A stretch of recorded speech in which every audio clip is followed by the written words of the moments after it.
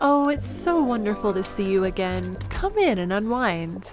Welcome back to the Celestial Café, a podcast for the magical mind. So come, take a seat. Would you like something sweet? A star drop potion for the soul? Maybe an enchanted eclair as a treat?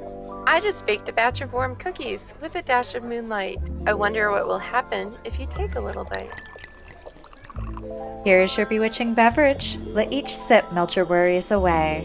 It's time to open your mind. I wonder what magic awaits us today. Okay, and hello everybody, and welcome back to the Celestial Café Podcast. This is a podcast for the magical mind, where we chat all about the full moon, astrology, magically goodness, fun stuff. We've been killing it with the mini episodes, if I do say so myself. I'm very proud of us. So we've rolled out some new episodes recently where we're doing mini episodes of variety topics. So our last one was all about Alice in Wonderland. We did a cats and magic one recently. But yeah, I just wanted to say a quick thank you to everyone for the support on the YouTube channel. Thank you all so much for showing up to that. And I'm feeling like we're in a good direction. So today is not a mini episode. Killing it. What? Wait, there you cut your mic out. You're too excited. I said we're fucking killing it. All I heard was, what? Today's not a mini episode. Today is a regular full-length episode, all about a full moon that's happening next week, the first week of April. We're already starting the fourth month of 2023. Just want y'all to realize that we are 25% of the way through 2023. That hurts me. Yeah. So next week is a full moon in Libra, and Dukes is going to be leading that conversation. And Panthera's got some tarot journal prompt goodness for us about the folklore of the moon. What's the moon called? Pink moon, which is so perfect. It's my favorite. Love tonight. So yeah, we're going to have a nice little chat. If y'all would like to find out more about the podcast, you can find us at celestialcafe.org. We have a YouTube, Instagram, Twitter, and a Patreon if you'd like to support us. We greatly appreciate it. Lets us bring you more content. And I suppose that's the intro, right? Okay. Yeah. As a note, I won't be going over the next Sabbath is Beltane, but I won't be going over it because our next full moon episode will be right before Beltane. It'll actually premiere on podcasting platforms on Beltane. Oh, that's why I'm not going over a Sabbath this time, but I did pull out my Beltane project from last year to continue working on crocheting some vines to drape over everything in the apartment. Well, this is the Celestial Cafe, where we love our tasty beverages and our delicious drinks. Those are the same thing. I mean, delicious snacks. So what is everybody sipping on? Let us know in chat. We are recording this live on twitch.tv/HeyShadyLady. We record a couple episodes a month live. And yeah, let us know what you're sipping on. I am back at it again with a motherfucking Dr. Pepper. Yes. Is that it? That's all I got. Oh yeah, there's water. And actually, look, I filled this big boy up today. This is my big jug that's like, I don't know. What would y'all guess this is? Like a half a gallon, maybe? Yeah. It's probably like a 64 ounce. I've drank almost a half a gallon of water already today. Nice. Which is a lot for me. Okay. That's a lot for anyone. Yeah. Yeah. All right. I got, I forget if did I mention this on the podcast or before the podcast? I'm sick. I'm getting over an illness at the moment. Just a cold, but I'm being a real fucking baby about it, as I always am when I get sick. I know I blab, so I got some throat coat tea right in front of me. It's awesome. Yummy. It tastes so good. Has some manuka honey in it. Got some echinacea in it to really drive away the illness. And also drive home the illness. Drive come back. And also out of character, but worth mentioning because we're a Dr. Pepper fan club. I hate Dr. Pepper. Wait, get out, you freak of Wait, nature. I didn't realize you hate it. So I accidentally drank my boyfriend's the other day because I got a Coke and he got a Dr. Pepper, and I about gagged and when lost you it want in the car. a Coke, a Dr. Pepper sucks. When you want a Dr. Pepper, Coke sucks. But I never want a Dr. Pepper. Well, that's a skill issue. Yeah. That's crazy. And although not a drink, it is worth mentioning. You guys will never guess what I'm about to show you all. I got a beautiful, yummy treat called a jelly donut. I've never seen that before. That's amazing. Yeah, Wow. that's my delicious dinner treat. Dinner. Today. Oh yeah. Dixie, you're sick. Exactly. Comfort food. Jelly's fruit, right? That's it's not. Flour. It's fruit. It's just also 10 times You as need a much chicken sugar noodle as soup. fruit. Okay, wait. You need a vegan noodle soup. A vegan noodle soup. I had so chicken much chicken ramen soup. these last few days. A chicken. Yummy. I've eaten a lot of ramen too. Oh my gosh. Yeah, you have nice ramen. Mine's just from the pack. Yeah, mine too. You got so fancy You ramen. call mine fancy ramen, but it's just I make my own broth, which I guess is kind of fancy. But then it's just spaghetti noodles. That's all I use. That sounds like American grocery store ramen. But That's I awesome. do my mushrooms and my onions and my carrots in this one, and That's sometimes the I'll do. fancy. I would that's eat it. the good Sounds stuff. good. Yeah, That and sounds then you gotta good. add your soy sauce and your oyster sauce and all that stuff to the Yeah. broth to make it nice oyster and. sauce. I added some miso this last time. Yummy. Getting extra fancy. And then we do our own ramen eggs too, which is a little fancy. So we soft boil them and then we marinate them in the ginger soy Oh my overnight. God. Okay. And they're really yummy. I'll pass on those, but okay. Gordon Ramsay. I'm not They're an egg. delicious. I don't like ramen. egg- You don't like ramen eggs? I don't like when you go to eggs, the. period. I love ramen eggs. I love Yeah. eggs. I'm not I an really egg love person. ramen eggs. I'll have a scrambled egg, but it's 1 part egg to 1 part cheese and cream to make it taste better. I don't like eggs. I really don't. So we can't offer you an egg in this trying time. I'll take it and then just for fun. Yeah. Panthera, I think you said you were sipping on a Pepsi. I A Beppis? devoured a Pepsi. It's gone. There's maybe a little left. But I have water. This is all I should have. I should not get We're another a bunch of Pepsi, but I soda freaks want today. it. What's going on? Yeah. Fuchsia, do you have a soda too? I need caffeine. I do. I have. What's going on? I have cherry Coke Zero, and I haven't had any in Wow. months. So I Caffeine am is just sustenance. I work today, so I'm just I need some extra kick to get me. So I've been struggling with insomnia since the beginning of February. I started melatonin, and for the first time in my entire life, I actually have a circadian rhythm. Because bipolar disorder, you just don't have a circadian So rhythm. true. So for the first time in my entire life, and if I am not in bed by midnight, I am out. It is a struggle. So I'm this is just gonna keep me going up until That's we cool. actually finish. That's what's been going on with me lately podcast. too. I've fixed my sleep schedule. I'm diurnal. It's been I think I'm going on 3 weeks now. So I haven't been streaming, but things have been shifting for me. It's not like I've just been not existing. Sometimes I'm like that. Yeah. But I started taking melatonin around midnight to 1 or so every night. And I wake up anywhere between 10 a.m. and 2 p.m. And I'm going to bed between 11 p.m. and 3 a.m. at the very, very, very latest, which has always been my goal for a sleep schedule. So I'm in my goal for the first time in 10 years since I first decided I wanted this to be my goal. Yeah. I've been working half shifts in the afternoons, so I've been setting my alarm for 10 a.m. and I've been waking up at 8, 9 o'clock, and I'm who am I?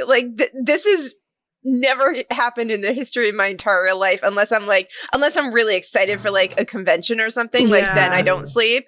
That's a different issue altogether. But yeah, I've actually been sleeping. So I have some caffeine to get me through this, and I have water in my new Animal Crossing Cute. I was water gonna say that's a bottle. cute bottle. Cute. It's see-through with little Animal Crossing leaves all over it. Precious. Yeah. I love that. So this might lead us nicely into the vibe check that I'm not too depressed to offer this full moon episode. Whoa. Yeah. Whoa. Yeah. Last full moon I was barely existing. So Yeah, I've awoken thread. a little bit, but I'm wide awake. I'm wide awake. But the vibe check I want to do today, I've been thinking about it for the last couple of days, actually. And I just feel like, yeah, we're wide awake. I don't know. I feel like there's a drive right now. And I feel this definitely echoing in my personal life, but I see it in a lot of people around me, in my family and friends and just the general internet. But it feels like a lot of people are itching to take control in some way, and especially of their practical life and well-being. So for me, this is manifested as just flat out getting a real world job for the first time since before the pandemic. I've just been coasting on my streaming stuff, and I'm seeing that echo through a lot of people are just like job transitions, getting a job, establishing a job, adjusting finances, and things to take care of their practical well-being around them. And what I think this really like boils down to is listening to what you need and acting upon the practical callings of that. And that might not look like a job. It could just be moving, or a lot of these things where it's like you've been hearing these things kind of piling. Almost. Stabilizing is a word I keep using. I've stayed using the word stabilizing. I'm like, getting this job is going to stabilize me. It's going to give me space to breathe. I can like, a weight is just going to roll off my back, and I can just like stand up a little straighter and just like, oh God, I can just chill for a second. Like it feels like the actions that we're being called to make right now will give you the opportunity to just chill out for a second and to breathe a sigh of relief is what it feels like. If you act on those callings or the urges, the instincts, the feelings, the intuition that you're getting, if you don't, the depression is going to pound your ass into the ground, dude. And it's just going to be a continuing or a deepening, I should say, feeling of out of control and victimhood. I don't know how else to say it besides that. Like at the whim of the universe and everything terrible is happening. A big thing about Libra energy is how do I say it without being petty? Go on. They want everything to be fair in the way that they see it as fair. Everything is, once they decide you're bad, you're bad. Once they decide you're good, you're good. But it's all in their own head. They're not going by any other moral dictation besides what they've decided is personal. Moral. It has nothing to do with actual laws or anything like that. Yeah. And I feel like that's kind of coming out here right now is what are you feeling? What feels right to you? What feels like the right call? What feels like it needs to be done to balance things out? Because Libra is also the scale. So a lot about balance here. How can you balance things out that have been out of balance for way too long to the point where it's detrimental for you and your mental health or your physical well-being? And then we're also springtime or fall time. So I feel like there's a big transitional energy going on here. Yeah. Shedding things that are out with the old, in with the new, and settling into this new system that's going to be in place, or this new way of living that's going to be in place for the next quarter, at least half a year, probably. I think that control, stabilization, it feels like big emperor energy right now, weirdly. But that's Aries energy, is it not? Season. Yeah. But a lot of like stabilization, control, and just order out of foundation. Definitely foundation. Yeah. And that's my vibe check. So much better than depressed vibes last. Yeah, I don't know. Everyone sucks. That's my vibe check. I'm sorry, but look. It's not really only Libras suck. I can't really fake it till I make it. I'm not gonna lie. Like, people say Gemini are good at faking it. I don't really think we are.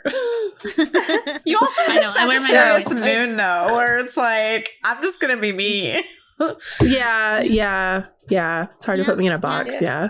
I don't think Geminis fake it. I do resonate with a lot of that you just said though. Like, I am not quite in my last semester, but I'm basically in my last semester. I'll have to take one last course after this, and it might end up being a summer course. But in the meantime, like, I'm looking to actually getting into my career, and I ended up like. My dream job is to work at my hometown library and move back home. And a position is opening up this summer. So I ended up like writing a whole like proposal for a project to get in good graces with the library board of directors. And like, so like I emailed the director, and she knew about my idea for this before because my mom told her. But like I emailed her like this whole proposal. And then at the end I was like, also unrelated, like neither of this is hinged on the other, but like I am interested in this position when it opens up. And like, so I'm like putting out this, like I'm making the steps to actually do that, even though like I'm not graduated yet, but like I'll be in a position where I can work in the field, and I'm really excited for that. And so like this semester has just been like wrapping up all that and getting my shit back together after I fell apart, and just like finding that balance. I pulled Temperance Reverse today for like a specific question, but it was basically like I forget how I phrased the question, but it was basically like, what do I need to focus on to let my ideas grow? And it was the finding that balance again. I got a good old idea over here. Oh my god! That was my Massachusetts accent. My ideas. Sorry. Yeah, I've also been sort of chasing a bug too, right? Like, I don't know. So is my partner. My partner's been making huge steps forward lately. Like, he's for those who don't know, he was like a full-time streamer for like 5-6 years, and eventually made the decision like, this isn't sustainable for me, my mental health, fiscally, and fucking got a job during the pandemic and has climbed the ranks to sort of evolve that job into an even better job for himself. And he's starting that next week fully, and for me, I've been stepping into I've been saying like taking back control is the phrasing I've been using a lot. I was never, and it wasn't that I was out of control. I think I was like consciously like choosing to not like make the actions happen. But you know, the stars started to align, and I started to really think, and I'm putting a lot of that energy into streaming and phasey right now, which those are going to be like kind of like my two pillars of focus over these next few months. And I'm starting to create those foundations right now, and it's been rewarding thus far. I'm only just starting to put my toes back into this, and like, you know, like taking it seriously, taking it giving it weight, you know, rather than I'm so lackadaisical, I'm so go with the flow that it's really hard for me to anchor into things. And so I'm making a really conscious effort to ground into my goals, which is different than what I'm used to. And I attribute some of that to my Saturn return starting. I attribute some of that to Pluto kind of shifting around in my chart, and Pluto's the planet of control and power. It just switched into Aquarius recently, and I don't know. I think just energy is shifting around. Energy is shifting big time. I feel that, and I see it happening. And like, even to use my dad as an example, who I've probably talked about on this podcast before, had a couple of heart attacks several years ago, and he, for the last like 2 or 3 years, has just been like, it feels like in a weird limbo of like, we're all just kind of like keeping an eye on him out of the corner of our eye, because he's also a Virgo father that doesn't want to be micromanaged, you know. But and because he's recovering from heart attacks, and has still got like pretty like, you know, concerning heart health, and he got accepted as a candidate for cardiac rehab, which they don't do with all people if you're in too critical of condition. Like, it's only people who they think have the potential to be rehabilitated. So this is a really good sign. But looking at that, my dad has been sitting in kind of a, I don't know that I quite want to call it stagnant, but it's been like a cocooning. There's no choice but to be still. Like when you get a serious injury and you like can't a forced move. hibernation, kind of like it's because if you move, you're gonna open the wound again. He's been having to keep this wound closed, so it can heal even just like a modicum, a little bit of. I don't know if I use the word modicum right, but just a little bit. And seeing this happen is an energetic shift that has I feel like we've all been hoping for, but like scared to hope for at the same time. So I think that that's another thing that is like, there's this energetic shift that's happening that, and for me with my job, like it's not something that I really wanted to have to do, but now that the gears are in motion, the change inside of me is tangible, and it's like a sigh of relief, and this feeling of like things, you know, something is happening, like something is shifting, something is changing, we're going in a new direction. It's not even a new, I mean, it is literally a new direction, but it's a lot of this stuff is still coming with me. It's not like I'm just dropping everything in the past. It's like I'm moving this into a new chapter with me, with a new strategy, and something that I think that overall is going to, the word again, stabilize everything so that it can elevate all of it, which for me will let me put more attention on the things that I have passion for rather than what I feel pressured into doing to make money online. So I can just focus on the fun stuff, the good stuff. But how are you feeling about this energy, Panthera? Oh, see, I don't know. Like, you guys are all like happy and like achieving, and I even feel like I'm over here like, ooh. Yeah.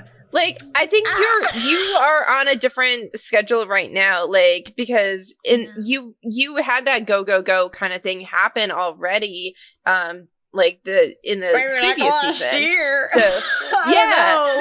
so I feel like it's almost been about a year now, solidly, where I have not been able, like, I feel like last year at this time, I had so much momentum going. I was making weekly YouTube videos. I was streaming twice a week.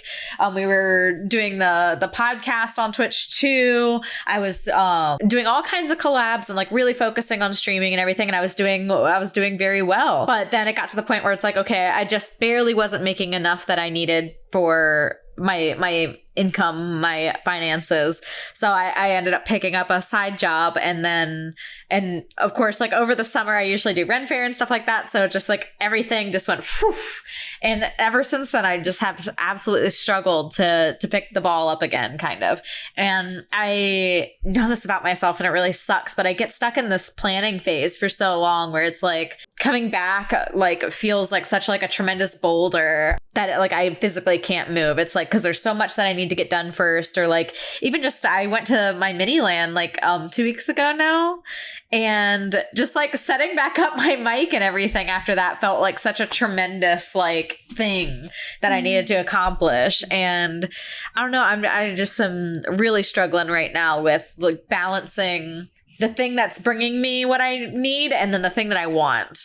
I can relate to that because I'm having to do a lot of like talking to myself like a toddler. Like when I was trying to clean my room like 2 weeks ago and do like a deep clean on it, I would get one thing done and then I would just sit back in my computer chair and just kind of stare into the abyss for like 10 minutes. I just don't have like the energy. Dissociate. And then I would just have to sit there and I'd be like looking at the broom and looking at the pile of stuff that still need to be swept and just like thinking to myself for like a solid 5 minutes of just like, just get up and get the broom. I mean, this is like neurodivergent bullshit, right? Yeah. But it's just get up, just grab the broom, what my just life finish. Would be like, and then it's just like heave my body up and go and like sweep it and then get that one little task done and then sit down again and then get distracted with social media for 20 minutes and then look around and be like, oh, I gotta take all these dishes to the kitchen. Like everything is a chore. And I really feel that too. It's been really heavy the last couple of months. Like this is, I don't know. I keep hoping and thinking and wishing that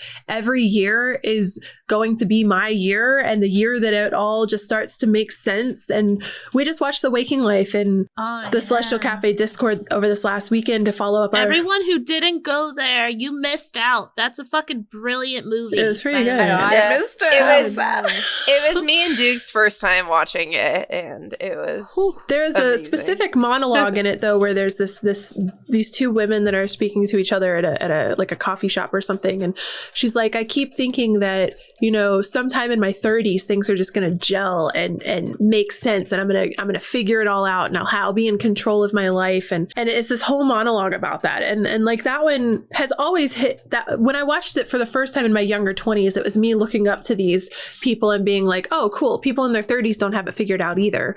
But then now in my mid 30s, it's me listening to that and being like, fuck, dude, we never figure it out. Like, it's a totally different perspective of watching it again. And I think that's what it's like an acceptance of that. We never figure it out. And all we can do is a little bit every day. And, and it's funny that you're talking about that conversation in particular, because last night I was tidying my tarot area. I pulled out one of my books, which is Tarot for Change by Jessica Dore, which I recommend to I still need to get that when I have it's money. It's excellent. So good. And I was like, you know what? Fuck it. I'm going to open up to a random page, see what comes up. I pulled it came up with the 9 of Cups. And the way that she described the 9 of Cups is the shame that comes with not knowing what you want, and when you think it should be so natural to be able to just tap into your intuition, tap into your inner self, and just be like, oh, I want to be an architect, and like, going deep down through the shadows, and like, but there's a lot of shame involved when you're in your early 20s, early 30s, your 50s, your 70s, your hundreds, and you still don't know. Hundreds. And you're still confused. That's right. I went there. And it talks about, like, there's a lot of reasons why a lot of us may not be able to, like, tap into, like, what we truly need in the moments of usually revolving that around, I feel like is what's hard for me, is like the in the moment, because I feel like I have a picture of like where I want to be and what I want to reach and accomplish, and like that has always been like super clear to me. It's just like getting there, and like the balance between like my time and my income, and like, do I prioritize the thing that I want to be doing but doesn't make me any income right now? So it's like I find a hard time prioritizing that versus the thing that is bringing me a good amount of income, but I'm so tired by the end of the day from working. Like, even just today, I had like 3 new clients reach out to me. So for those who don't know, I'm a pet sitter / dog walker essentially in my day to day, but I work a lot with individual people, and I've had 3 people reach out to me in the past 2 days that are people I haven't worked for months, and they're like reaching out to me, and I ended up adding on one tonight and everything. So it's like, I don't know, it's just a lot. Like, I don't have like any extra time. Yeah, and it it's feels like making I don't know. the choice, like, do I just continue to kneel into this more, or do I push? Do I burn through and just like sacrifice my sanity, my free, like my little bit of free time, the time that I spend, like doing my hobbies and the things that I enjoy and I love? Like, do I sacrifice my like daily joy for long-term future joy? Like, I don't know. That's like, a lot. Like the decision I just had to make to get a real world job again, because I know that 20 to 30 hours a week out of my house working for someone else is 20 to 30 hours a week that I won't be streaming or editing videos, making podcasts. Yeah. But in those 20 or 30 hours a week, I was the stuff that I had to edit and make was stuff I didn't really want to be doing and wasn't giving me the same amount of money that this bullshit job, quote unquote bullshit job, is going to be giving me. So it's this question of like, how do I sacrifice this time to something that doesn't serve my long term? But then I think it's a shift of how does it serve your long term? You're not doing it for no reason. I didn't pick this out of a fucking hat. You know what I mean? Like I looked at there's a reason why I chose walking dogs, right? For sure.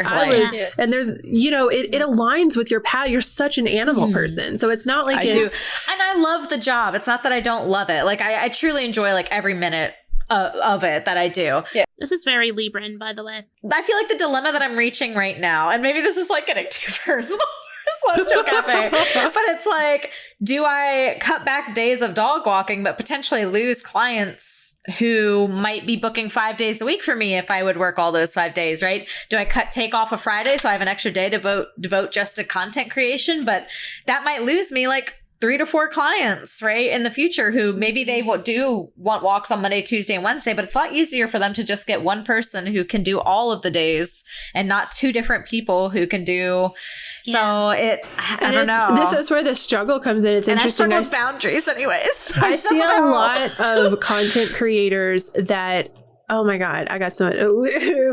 I still owe you like a social media session. We should just have one of these. But I see a lot of content creators that are, and myself included, that are like, I don't have enough time to stream with working this job. I don't have enough time to, how can I be a content creator and work this job at the same time? I can't. Why don't you make content with your dog walks? Why don't you like incorporate that? Like it's the same for me. Like I could be, you can snap a TikTok anywhere. You know what I mean? Like you could. That's true. But then I'm like that. I don't want to wear makeup for dog walks. You don't have to. Fuck it. You're trying too hard. 30 degrees outside. That's your Libran bullshit. I say for me. My face is like think about my jacket. Think about. I know, but that real shit is what pops off on the internet. Not these like hyper polished, perfect, old school millennial style bullshit content anymore. It's this like raw, real, authentic, like juicy goodness of like what your daily life really is. Where it was like the millennials are like, it's all about curated perfection. That's just like the world that we grew up in. And I am like really in that. It's really hard. Yeah. I mean, especially since you're a resident Libra, I'm very aesthetically focused at the very least. Yeah. Yeah. Core personality unlocked. I want to say we're off topic, but I also don't think we are. I think this is so perfectly. I think this is so perfectly in like flow with what the energy is right now. Yeah. This is a very Libran conversation. Yeah, I was about to say we should segue this into the astrology because this fits right in. I would love to expand upon this. Let's pop over here with Doogsley. Hi, it's me talking about astrology. So the next full moon that we're going to be getting in contact with, as you can imagine, by all the Libra talk, is the full moon in Libra. It's going to be on Thursday, April 6th, and surprise for the people who live in EST on the East Coast, it's going to be at 1:34 a.m. Luna has done it again. Pretty. Yes, very aesthetic. Thank you, Luna. So that means it'll be around 9:30 p.m. On the West Coast the night before, and it'll be around 5 a.m. Over across the pond in GMT, and you can figure out the rest of the time zones from there. But I mean, we've already talked quite a bit about what Libra energy is, but I guess some core things to think about with Libra is that it's an air sign, it's a cardinal sign. So cardinal energy, I wrote down the first gust of wind, which I think really works with the air sign of Libra. It's that first initiating energy. It begins seasons, in particular Libra season begins autumn. And these are, I find, to be like a very visionary signs, right? But I think one of the most important things, and something we're going to be talking about a lot today, is that Libra is ruled by Venus. And we love Venus here. We have at least 2 Venus aficionados, because me and Fuchsia work with Aphrodite pretty regularly. What's that painting? Is it The Birth of Aphrodite or whatever, where she's standing there? The Birth of Venus. Yeah, it's one of my favorite paintings of all time. So I'm probably an Aphrodite bitch at heart too. I can't believe they put a painting from Animal Crossing into real life. Oh my god, they're so iconic for that. And so I have like a whole bunch of like keywords here for like what I feel Libra energy in its purest, most unbothered by other signs and other influences. I think that this is like core Libra values, and of course Panthera will be the approver or disapprover of these statements because she's our Libra. And I'm here. Libra rising. Hi, I'm Libra. Oh, that's right, Libra rising. Yes. I have I'm Libra supporting. Oh, thank you. I just like them. Yeah, Libras are cool. We see eye to eye because we're air signs, right? So yeah, so it is literally we'll my only only air off. But yes, so true, bestie. Never silence. No, it can't. Impossible. And I think, and also worth mentioning is that the Libra tarot card is Justice. Yeah. Yes. And Batman I think voice that's justice. And I think that's so worthwhile to like kind of keep in the head too. Like it's this balance. It's this justice, harmony, like all those words put together, right? And just like we were mentioning earlier, it's not necessarily like based upon anything external, but there is like a bit of like a law-making, rule-following air to Libra as well, because I think that they like to fight for the greater good of all and like to make things just like as fair and as rational as possible. Very diplomatic people. I think that's where their air signiness comes out the strongest, where Libras are really good at sort of sitting and taking in both sides, maybe to a fault too, wherein they never ask them where they want to eat, because this is what's going to happen. Do you want to go? Do you want to go to pizza, or do you want to go get Chinese food? You know, I just had pizza the other day, but it sounds really good. But you know, Chinese is sounding great, but you know, the egg rolls nearby doesn't sound great. Or like, I just had sushi, so is that like too many like Asian dishes in a row? And it's like, oh, but you know, if I go get pizza, it's closer, it's cheaper. But then again, I do need to treat myself, so maybe I'll get some. That's what happens. It just never ends. It's a sight but to behold, truly. Libras cannot make decisions to save their lives, and somehow I'm a Libra rising, and somehow my entire close circle of friends groups are Libra risings. It is the worst thing. Like, we get along great, but like, we cannot make a decision as a collective to save our lives. Like, nobody will take the lead on it until like finally like my Capricorn sun has to like jump in and be like, okay, we're doing this. But like, it'll be like hours and hours of back and forth of trying to make a decision. I saw the other day, there was someone like asking like, what do you think about Libra energy? And like the talk on it was like, I don't know. What do you think? It's such a That's Libra so response. good.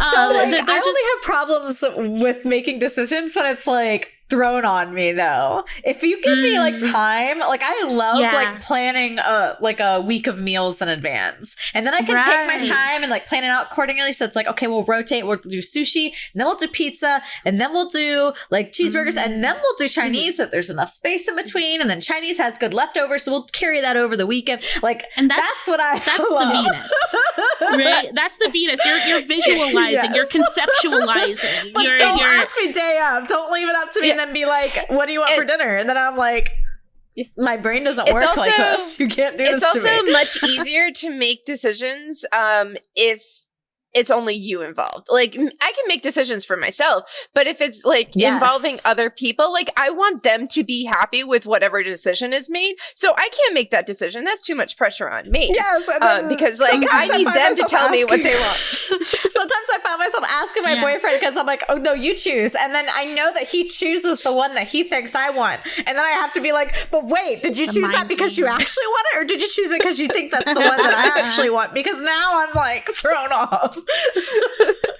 And I think that's also, I think that's a good point too, where we talk about the me versus you that comes with the axis with Aries. So you share that axis with Aries, and I think that this is such I think that Libras, once again, I think justice really applies to both sides, because I feel like Aries has this deep inner fire that they want to, it's very subjective justice, while Librans are very like objective. They want the good for everyone. They're trying Aries to be very feels fair, like more radical justice to me, whereas like a Libra is more of like diplomatic justice. Aries are the gladiators. They're the warriors. They're in the front lines. The Libras are the ones in the back, kind of like micromanaging how and in what order you send the Aries out.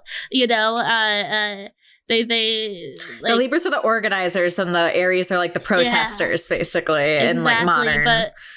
But both of you, both Aries and Libras, they're fighters in their own ways, I think, and are advocators and appealers. Like, you're the ones that I live with a Libra dominant, which is my mother, and so I've watched the Libra nonsense my whole life, and she has this uncanny ability to just like tip the scales just by her using her words, and she's very good at appealing to people and saying things in just the right way where you start to see the heads nod in the room, like, oh, I didn't think about it like that. But it's very carefully curated. This is as opposed to maybe like another air sign, like a Gemini, that's just able to blah, blah, blah, blah, and then like people are able to sort of pick and choose what they want. There's a very particular tactful elegance to the way Libras, yes, very persuasive individuals, which of course can be used for good and or evil. True. We've all known a shitty Libra in our lives. They Panthera. and I think that another strength of Libra is like gaslight, gatekeep, girl boss. Like, it's funny because like there was a tweet that went around recently. I think Cardi B said something along the lines of like, I'm not as mean as I could be, and I want people to be grateful for literally that. Oh my god. And like, it's like I could be venomous right now, but I'm going to be very diplomatic and tactful about it. And I think that that's such a Libra thing too, just being... There's definitely like a lot of thought put forward into what words are worth speaking, kind of a thing. Yes. Like just a very like patient with conversation is kind of something that like comes to mind of like and maybe this is also just neurodivergent things, but definitely the rewrite a text like 20 million times before I send it, because like everything is so different. Like each word has a different tone to it, and so I want to make sure that the proper tone and feeling comes across. Yeah. Very, once again, particular. That's a word I like to use for Libra. Very particular. And one more thing about Libras too, which I didn't get to touch upon, is their love for aesthetic and beauty. That's the Venus. Speaking of aesthetic, this birth chart is like beautiful. The symmetry. Like I've just been staring at it this whole time. Like it's perfect. It's almost perfect. I've been looking at like I've been looking at it, like trying to figure out like what it reminds me of. It is kind of like a swing, kind of. The scales though. Ooh, to me it reminds me of like a paper hat or like a paper boat. I'm getting very like Pennywise energy. Yeah, it was like specifically because of the the one vertical long, and then the two points sticking out. It is a very beautiful chart at the moment. A little bit chaotic for the astrologer looking at it, but I don't think in a bad way. So that's Libra. Shout out to all Libras who are listening, watching. We love you guys. You guys keep the world beautiful, diplomatic, bring a lot of poise and elegance into everyday life, and aesthetic.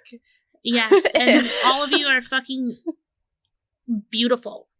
like all of you have a sense of beauty that's just like skin deep, you know, like and then soul deep too. Like the Venus radiates off of Libras for sure. Yeah. And I know like if you pretty much never see like a Libra sun or a Libra rising without like their like just looking like ready for camera. Like I mean, I don't go out to Target without like lipstick on. Like both that's of just, you.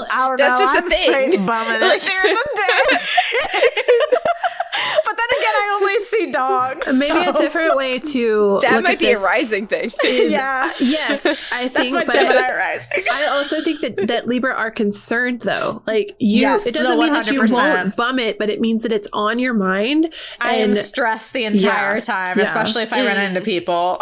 I'm like, I won't go to certain places if I'm not like looking a certain way. Like I'll drive through it. I'm not going into the store. Like they can't see that I'm wearing Crocs.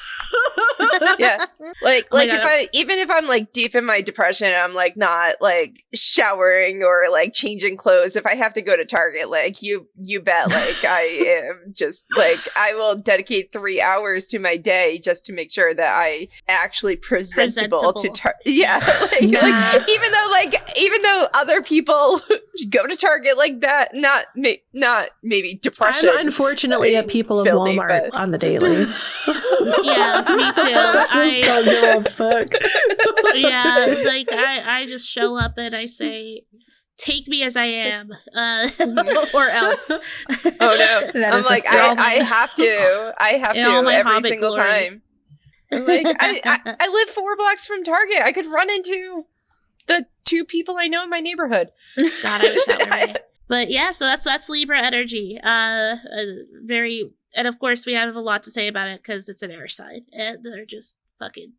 What can we say? There's Libra energy is within all of us today, and especially like, I mean, just looking at the chart in and of itself, like what a Libran looking chart, like all of you noticed, very symmetrical, very aesthetically pleasing, right? And this reigns true throughout the astrology. I wrote here, like, this is a flowing, open, poised Venusian moon. It's all about speaking and embodying our dreams with a gentle yet firm hand. It's like a ballet. That's how I kind of pictured this movement in the sky right now. Where it requires a lot of strength, a lot of focus, a lot of attention to detail, a lot of practice, but very articulate with your movement. And there's a lot of cardinal energy in the air. We look at the Aries stellium. There's a full house there: Sun, Jupiter, Chiron, which we'll be getting into, and Mars is also feeling a little squished, and is feeling a little like. There's a lot of squares happening in regarding Mars, but the thing is that. That's pretty much like the only major squares happening. There are tons of sextiles, tons of trines, which are considered aspects to be very open and flowing.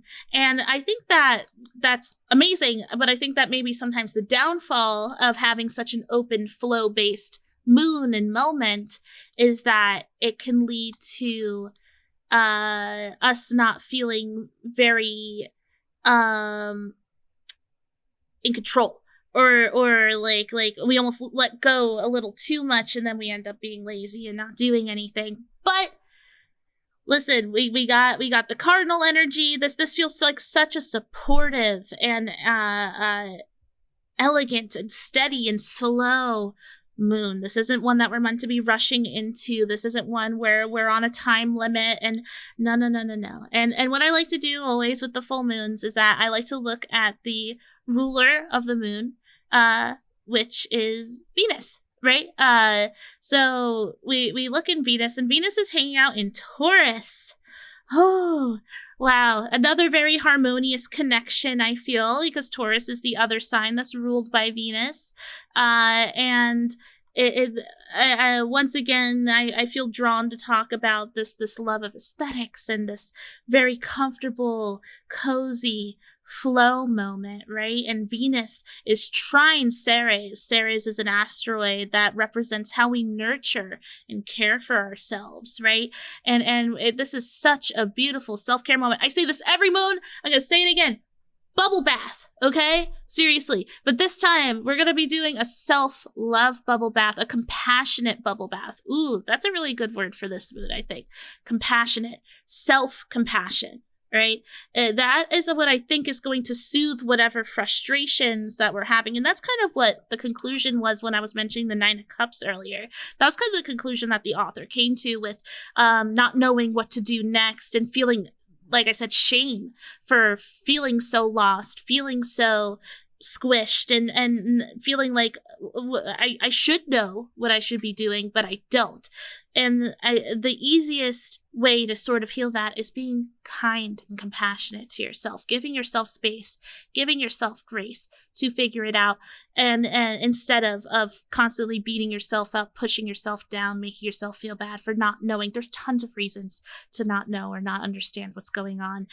Usually, of course, rooting in trauma in childhood, constantly having to be the caretaker, looking at other people's needs, forgetting about your own, or even things like just you never had the time because of jobs, because of money, right? And the easiest way to sort of open yourself up to receiving answers of what do I prioritize lovingly, right? It's all about being kind and being open to ourselves. And that's what I think Venus trine Ceres is all about. It's such an Aphrodite moment. It's such a beckoning in. And this whole moon in general, I feel like, is all about like being deeply inspired and driven by this deep, like soulful self-love that all of us require and I think could thrive off of. And Venus is also sextile Neptune. Sextile, another very flowy aspect that's happening. And there's this dreaminess in the air, and it's like this once again, like really inspired and careful movement that comes with that, and allowing yourself to be confused, giving yourself, because Neptune's a pretty little wacky planet, right? And I think that this is a great time for dream journaling and tapping into that as well. Like that's the Neptune kind of coming in. I don't know, like this moon's just feeling so good for beautifully and carefully curating what you desire and not feeling shame if the answers don't come to you right away. The compassion's so important for this moment, right? Some other things I'm seeing in the chart too is Mercury conjunct, that means on top of the North Node. And I think of Mercury, the planet of communication, of intelligence, of putting your thoughts out there, your throat chakra, getting it all out there, right? And the North Node, which is considered a part of your chart where it's like your truth, what you're meant to be doing, what your soul's guidance, right? And this continues on with like this air sign theme, because Mercury is very, very airy, where it's like speaking these things into reality. I think this is a great time, if you're feeling confused, to lean into someone who you love and kind of use them as a sounding board for your ideas. And specifically someone that you love and that you can trust, not just anyone. If you're feeling confused and if you're feeling overwhelmed, this is a great time to have sort of a heart-to-heart. Ooh, that's a really poignant word, I think, phrase for this moon as well. A heart-to-heart with someone and just be like, hey, I'm about to be like real vulnerable.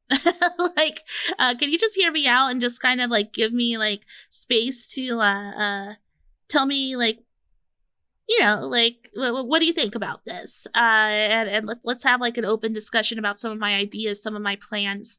And it's I think that that's another really important part of this moment too, which is, by the way, Mercury North Node's also in Taurus, another Venus moment, right?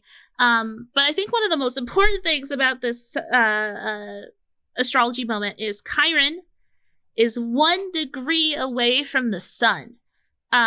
And the sun is, of course, our identity, our self, capital S, our soul's desires, are the way that we radiate ourselves outwards. And Chiron is the classic unhealable wound, the part of us that hurts, that's in pain, that is heavy upon our soul, that we can't crack the code. We can't figure out, why do we keep experiencing mirrors of this in our life and like paper dolls like this over and over and over again, that it just seems to keep coming up. And to have Chiron kind of working together with the sun, I think can also lead into the feeling of maybe even yourself feeling like broken, feeling like unworthy and shameful once again. And I think that when they work in tandem, it can really mute the sun's light and make it feel very uncomfortable, unhappy,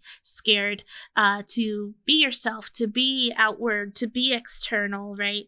And it's I think that once again, I'm going to lean into compassion.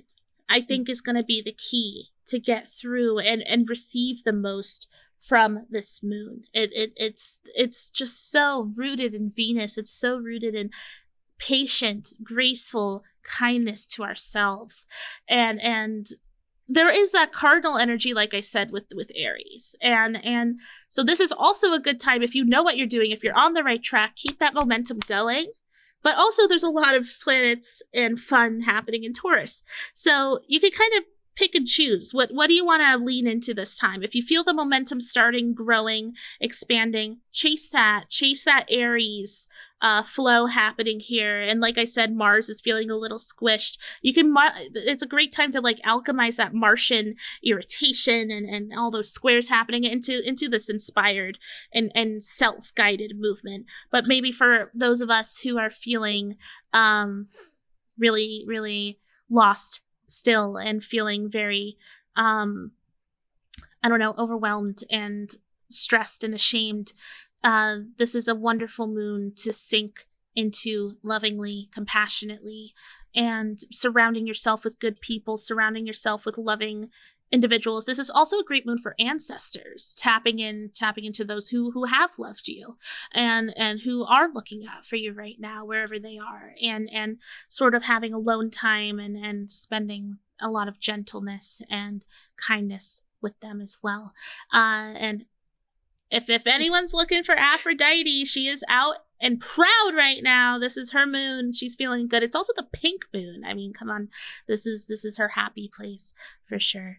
So with Chiron's placement, does that mean it's time for us to just fling ourselves into the sun?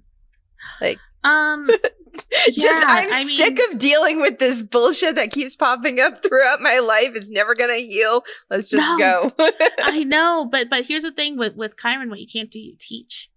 And so you got it's a new embodiment, right? Where it's Chiron's tough. I was actually just having a whole conversation about Chiron with my non-astrology partner the other day, and he was like, "What do you do?" I was like, "You cry." Yeah. You hold yourself. I feel like it's also like for me, thinking about my wound and the shit that I'm constantly having to face, there's nothing to do but to keep trying and being better at it a little bit each time that you try it, and not giving up and not succumbing to the despair of what you feel like you deserve for having struggled with it for so long. Yeah, and that's a good phrasing. What you feel you deserve, which is such an ego concept, which directly correlates with the sun, right? And like it's like Chiron humbles the fuck out of us, you know. Like it has to. It's such a it's a tough one, and to have it right on top of what we consider our identity in our chart, it could be a lot, and that's why I think like I don't know, we could alchemize that. If we have the power, if we have the energy right now, we could alchemize that. We could transmute that and move it and make it into this inspired movement. Like I said, this very carefully curated ballet of shifting and moving and finally making all these moving parts sort of snap together.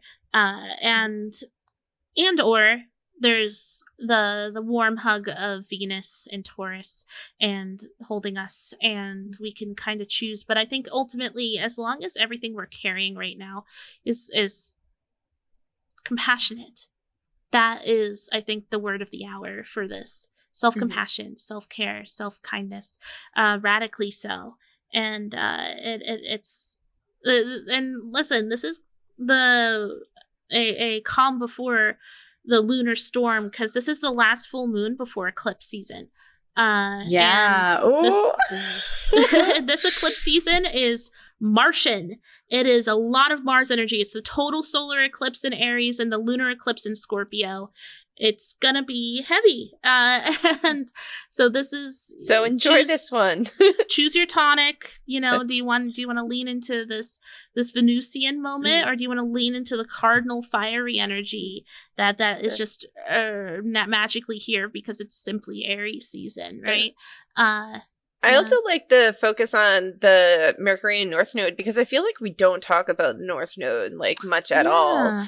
Even like a lot of astrologers don't talk about Chiron a lot, but I feel like we touch on it a little bit more. But I love Chiron ultimately. I say scathingly, but yes.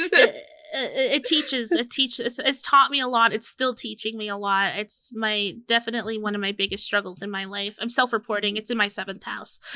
So it's long-term relationships of any kind have always been a fucking nightmare for me. It's in my 8th house, the house of death. So so like really like, you know, dancing with your demons. It's a tough place to be in retrograde. It's not a fun placement. but you know, I grin and bear it and work with it. Yeah, it's the least we could do. And just like having Mercury there, I think allows us to speak up. This is honestly, and this is such a good mood for reaching out, like I said, to loved ones. Especially if you're not feeling the I don't know, the empowering energy that is potentially in the air, the poised empowering energy, that it's really good. I think this is a great sounding board moon for just like reaching out to your loved ones and being like, listen, I got a lot of stuff rolling around my head. Do you care to listen and just kind of help me guide me through this a little bit? Someone that you can relate to and agree with and is safe to talk to. This is a wonderful moon for that, for real. And yeah, I don't know. I think that's it for me. I once again, I feel like there's a bit of a choice of which road to take on this moon. Cardinal Aries, go, chasing the momentum that's already been built, or taking that long, compassionate hug that you deserve, because and I'm sure the answer is somewhere in the middle for a lot of us, kind of doing both and juggling both at the same time. But definitely balance again, right? yeah. It's the Libra way, right? Yep. It's as Venus intended, but I think that there is a lot of beautiful movement energy on our heels, and I think that there's a way to do so lovingly and not out of keeping your head down and just pushing forward, and there needs to be a bit of inspired softness on this path right now too. That's kind of my monologue for what I see here. Hopefully that resonates. It did. I thought that it was beautifully spoken today, Dukesly. Good job. Oh, thanks, Ty. just Venusian things. So the Venusian energy and this pink energy. Panthera, are you ready to tell us about the pink moon? Yes, I am. And for those of you guys who prefer this in more of a text format, I do have this all in a nice little blog post here for you. Yay! So the pink moon is the full moon name for April's full moon each year. Lots of different names across different cultures, as we mention each month. Each culture has a unique name for this period of time and the full moon for this time. The name pink moon actually comes from a type of wildflower called phlox. So this particular phlox is creeping phlox or moss phlox, but a lot of you guys probably have phlox in your gardens at home. It's a very commonly used ground cover, but this one in particular has lots of little teeny pink flowers, but the phlox itself comes in all kinds of different ones. I know at my house growing up, we had a purple phlox. I'm not sure exactly which one it was, but yeah, they're very common. So check out your yard and see what you've got there. But so that's where this name comes from. Wait, I see here It's called the Frog Moon. That is, I was about to say, that's one of the possible options. That is the Cree name for this moon, is the Frog Moon.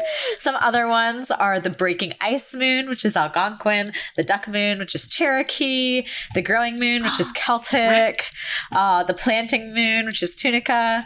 So yeah, there's all kinds of ones. It's also called the Paschal Moon, which is the moon that is used to calculate Easter. So it is Pedro Pascal sorry if I has a butchered any of the moon? pronunciation, by the way. That is not my strong suit. Pedro Pascal has a moon. Whoa. Oh my god. Tell me more. Hi. So, You know, I find it, since y'all brought up Pedro Pascal, I find it interesting that we're collectively thirsting after this man right at the cusp of Aries season, and he is a vibrant Aries man. So that's all I wanted to say. Aries incarnate. Yeah, kind of. And Aries season's rolling around, and we're all like, oh. Hello. Fill in the blank here. I wanted to make a joke, but I won't. Okay. Okay, I'll use my imagination. Yeah. Pandora, why would you say that? Oh my god. Really got this there.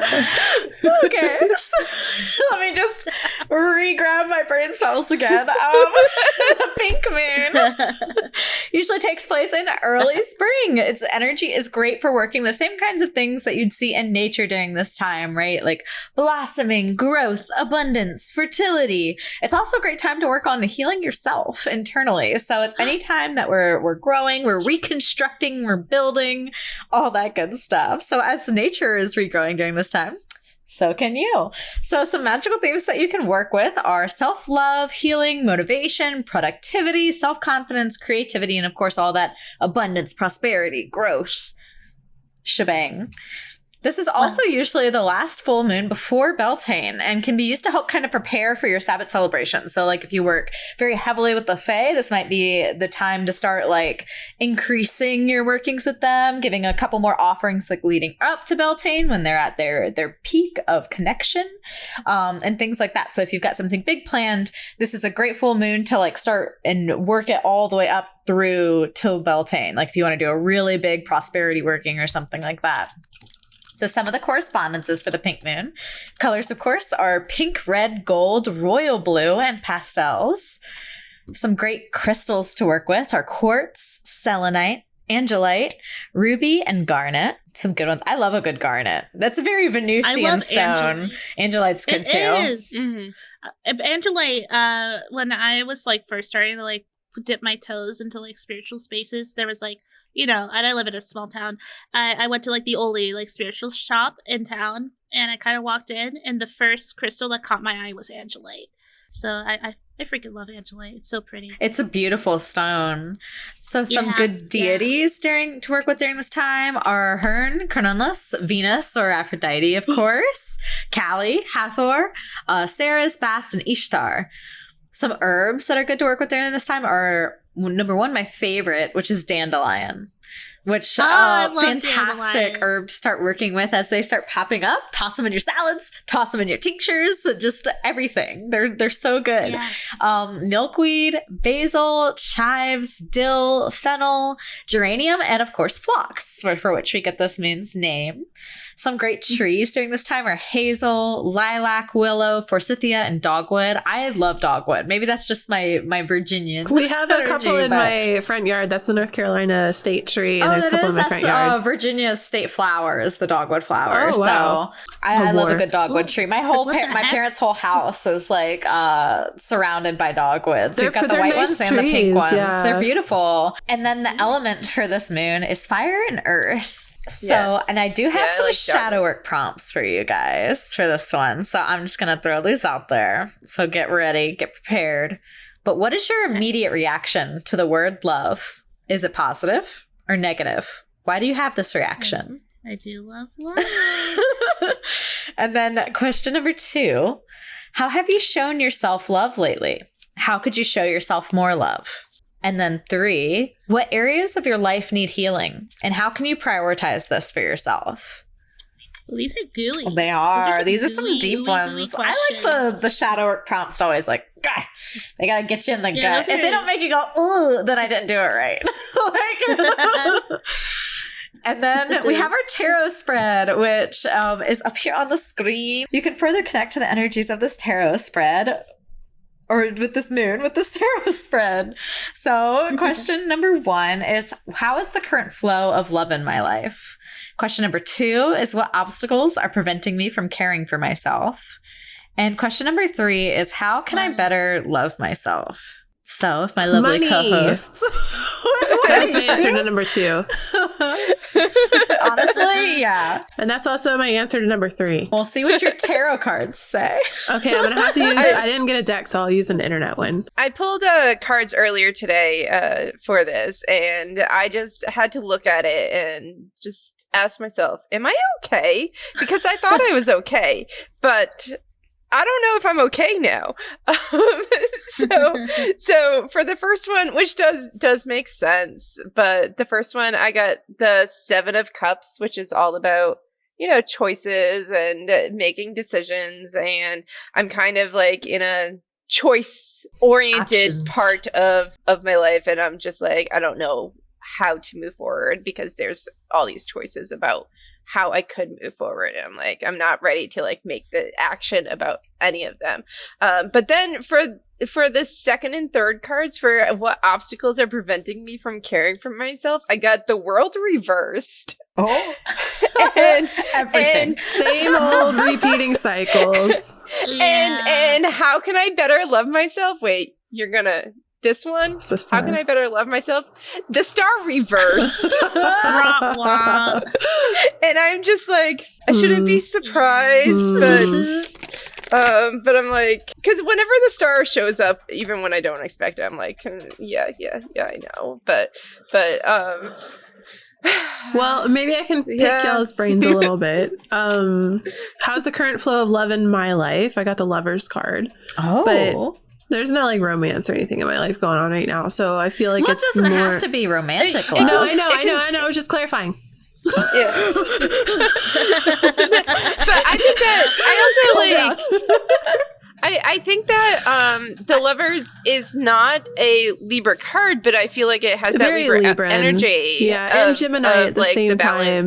I feel like when I'm looking at this, like it makes me feel like I'm trying to like come into oneness with myself. Like I feel like I'm trying to like integrate with myself and understand myself again. And so how's the current flow of love in my life? I feel like it's focused on like reuniting myself together, like pulling the little fractured pieces back into one. I always see the Lovers as choice, and seems like you're gathering up the love by making choices rooted in love, whatever that means to you right now. And then what obstacles are preventing me from caring for myself? I got Judgment. It's like the worried about my knee-jerk reaction is worried about how others will perceive the choices that I make. And then the how can I better love myself? I got the Ace of Swords, which I'm all at. The aces sometimes just kind of make me go, huh? That's cool though. Like the Ace of Swords is all about clarity, kind of, right? Like mental clarity and truth, like an aha moment. Yeah, like an epiphany, like a truth. It is like capital T truth, and also like I always see like, especially with the Ace of Swords, it's like a reclamation. I see them holding on to the hilt, and I feel like that's kind of how you solve the obstacle, right? Like you've got the judgment that is holding you back, but you just kind of need to embrace your truth, and this is who you are, and cut the shit out of the way that's in my way. Yeah, and your truth is constantly changing, constantly evolving, and honoring that. And if people are gonna choose to be obtuse about it, that's just Gemini shit for me, though. Like my reputation, worrying about what people think about me, I'll never that's probably like a Chiron shit for me too. I'll never get past that. I don't think. I think that's just how I function. Here, let me see what What'd you get, Duke Dugertons? All right, I'm gonna go one at a time. How is the current flow of love in my life? I think I got the 4 of Wands. Hey, that's pretty good. That's nice. Celebration. Yeah, we're having stability. a little party. Yeah, true. That's a great word for this too. It's like a stabilized, planned celebration. And I think that I've been really honoring myself lately and honoring the people I spend time with and surrounding myself with good peeps, right? And yeah, the flow is flowing. I agree with that right now. The momentum feels fresh. Let's see. What obstacles are preventing me from caring for myself? The moon reversed. Interesting. Let me think about that for a second. Your big, loud, dumb brain. Sorry. Maybe, yeah. True. Making it's up all bullshit internal that's with not the real, moon, right? though. Yeah, created illusions, right? Like, yeah, what like you things think is that comfortable I have is not convinced comfortable. myself. Yeah, like things that yeah, exactly. Like me realizing that a lot of the boundaries that I created for myself in the past have no weight now because everything's different. And sort of allowing myself to grow past these old mindsets and feelings and things deep down that are built on a lifestyle and a self that is no longer being fed. And I'm feeding a new part of myself now that's more conscious and self-conscious. I'm so sick of this bitch. How can I better love myself? The Queen of Pentacles, she is up my ass. It's nuts. I mean, yeah, clean my room, take care of myself, good hygiene, good friends. I love her. Sorry. I do. She's been following me for, God, at least 8 or 9 months now. And I truly thought I was conquering her, but I seem to still have work to do. I did clean quite a bit yesterday, so that felt nice. I still I'm doing my big desk clean after stream today, after podcast. Well, I'm sure that Queen of Pentacles will love that. I feel like she's always like doing the actual work, kind of like. Yeah. I associate her a lot with the Empress because I think that they have similar energy signatures, but I think like the Empress is like all encompassing love and the Queen of Pentacles is very physical. Yeah, exactly. Yeah. It's very tangible. Covers one plane of the Empress kind of a thing. Exactly. And like it is love, you know. That's how the Queen of Pentacles is activated. And how can I better love myself? Yeah, take care of myself. Yeah, walk the walk instead of just talking the talk. Like you've got to do the work to get it done. Embodiment. Yeah, that's a good word. For sure, I agree with that. Yeah. So this all resonates for sure. I'm unlearning a lot of old habits that supported an older me, a younger me.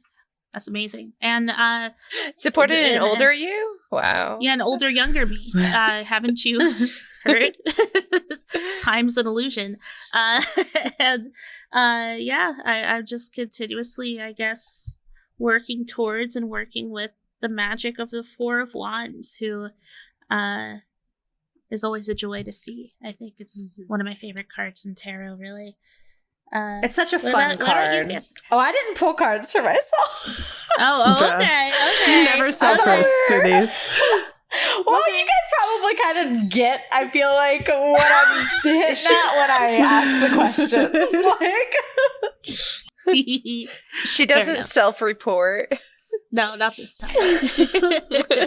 That's pretty much it. If you want to check this out more in depth, check out my blog. You can find this post at farrowwoodfarm.com/pink-moon. All right. Well, do we have any final thoughts? No. Okay. Love yourself. Love. Head empty. I guess I enjoy will it wrap while it lasts. by saying to season is coming. take it easy on yourself, but I still feel like you might need to push yourself out of a comfort zone a little bit right now. I feel like there's some comfort zone struggles going on, and I don't quite want to say sink or swim, but it's take a step or keep your ass in the chair kind of thing. Like you can, are you going to join the waltz, or are you going to the final vibe check? we all show up at your house right now and we're like, hey loser, we're going shopping, get in. And you're like, Cool. you look down at yourself and you're like, but I'm not dressed. And you could be like, fuck it and just go, or you can stay at home. And then if you stay at home, you're going to be like, man, wouldn't it have been so fun to go like, hey loser, shopping with them. And you're just going to be thinking about, you're going to be FOMOing your own self by not taking the step that you were given, the opportunity you were given, that you felt inside. Yeah. So not you being in your own FOMO circle right now of this is actually the moon reverse now I'm thinking about it. Making up bullshit that's not, but it's not really. I think you can either take action right now or you can regret not taking the action. You know what is right and you know what is not right for you. You have to trust that intuition. You know what you're feeling. You know what's going on. And that doesn't mean to quit your job tomorrow or break up with them right now. It means to formulate a strategy for it and start taking steps towards this as steadily as you can. I think steady and stable and foundation and lovingly. Yeah. And it's all done with your greater good in mind. How can you make yourself happier? What is unhappy in you right now? And how can you start to address that? Be kind. Yes. So this has been a full moon vibe check with the Celestial Café Podcast. Thank you all so much for joining us today. We are at celestialcafe.org if you would like to get any more information, including links to our social media, join our Discord server and hang out with us, catch our impromptu movie nights. I guess that's it. Do we know our next episode? I believe we do, right? It won't be live streamed, but we will be releasing that on podcasting platforms on Monday, the 10th of April. The episode is you and Fuchsia. So it'll be Shady and Fuchsia. And you guys will be talking about reincarnation and past lives, I believe. Let's go. It's going to be an interesting will we? topic. Oh, that's good to know. I know. I was like, oh, yeah, that's right. Unless we come up with something else. It sounds like a fun topic to me. Yes. So that will be April the 10th on podcasting platforms. You can hear me and Fuchsia chatting about reincarnation and past lives. And the next live streamed episode is going to be the 13th of April. And that's astrology, our big astrology. Astrology. It's finally time. Yes, wow. For all of us to chime in, talk about all the fun things of astrology 101. We should definitely blueprint this, or else we suffer the same fate as the all over the place lucid dreams episode. We will make an outline. We'll work on it. We'll make an outline. I have a good idea for an outline already, so we got this. Okay, cool. I do too. And then the mini episode after that, me and Dukesley are going to be doing our Fae episode for Beltane, which will be coming up after that, which is very exciting. So I'm very excited. That'll be up on the 24th of April, the last Monday of April, the last April of Monday. So I finally restocked my candle shop, including these brand new limited time fluorite, rainbow fluorite inspired candles. There's rainbow fluorite chips in them. Rainbow fluorite is like my favorite crystal. So I spent forever planning out how I wanted to do these. I've been talking about them forever, but they're finally up on the shop. Please buy them because I can't pay rent until people buy them. Oh, no. There's also some rose quartz and amethyst crystal candles still up there. And there's a coupon code Celestial10 will get you 10% off for the next week-ish, maybe 10 days. Heck yeah. Yay. All right, cool. I want to get one of those. I do. Is it scented? It is grape scented. Ooh. Yay, yummy. That's delicious. I don't know why it just like hit me that I needed to make these grape scented. That's perfect. Cool, yeah. So, that's perfect.